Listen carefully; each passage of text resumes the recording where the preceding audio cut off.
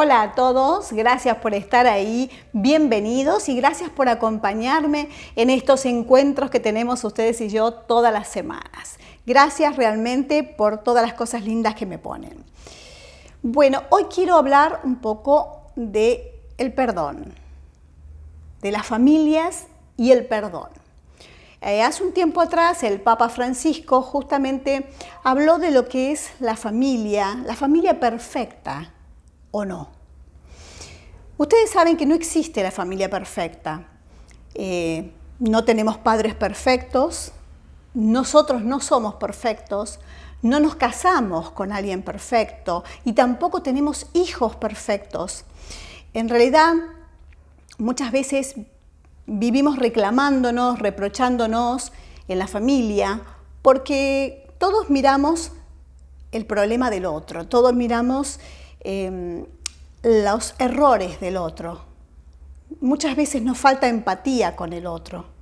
Entonces, todo ese clima de tensión, de falta de empatía, de angustia familiar o de rabias, hace que las familias no sean perfectas. Y ese clima realmente es muy malo, porque ustedes saben que sin el perdón, la familia se enferma. Sin el perdón, sin ponerse en el lugar del otro, la familia no logra la armonía que es tan indispensable. Sin dejar de reprocharnos.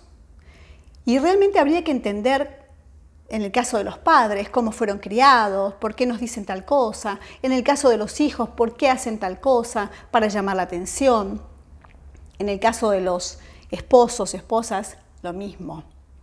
Las familias en donde no existe, o las parejas en donde no existe el perdón, la familia se enferma espiritualmente, se enferma psicológicamente. La angustia lleva a un estado de desesperación. Las familias en donde el perdón no existe, realmente no prosperan. Y esos hogares, en lugar de transformarse en un paraíso, se transforman en un lugar de odios, de angustias, de venganzas, de malos sentimientos.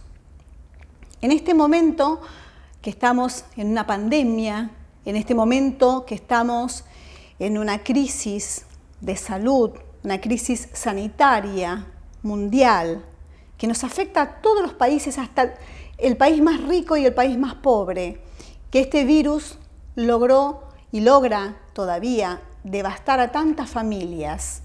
Es tan importante que, además de las vacunas, además de toda la ayuda que pueda llegar de todos lados, es tan importante la comprensión en la familia, en los amigos. Es tan importante en el mundo la comprensión. En este momento donde quizá muchos países están siendo devastados y algunos se están empezando a levantar de este virus, están por otro lado pasando un momento de tensión, un momento de guerra en otros países. Esto realmente no entra en la cabeza de las personas que somos creyentes, que peleamos por la paz. Esto no entra en la cabeza de quienes luchamos por la vida. La vida es fundamental. La paz es fundamental. No puede haber tiempo en este momento para pensar en ningún tipo de guerra, en ningún tipo de ataque. En este momento necesitamos que la energía de todos los países, de todos los gobernantes, de todos los líderes, estén puestos realmente en salvar al mundo. Creo que la época de guerras se terminó. Tienen que dejarla a un costado y necesitamos que en este momento todos nos unamos por la paz, por la salud, por el bienestar de la gente. Bueno, realmente todos saben todo lo que está pasando en estos momentos del otro lado. Todos saben lo que está pasando en Israel y en Palestina, y creo que necesitamos que los líderes, que las personas influyentes del mundo siembren y luchen por la paz. No hay tiempo para guerra en este momento. Cuando un virus sacude al mundo y nos deja con millones de muertos, no hay tiempo para guerras. Este es tiempo de paz. Nada más, amigos, esto es todo por hoy y nos volvemos a encontrar la próxima semana. Los quiero mucho, no me dejen sola.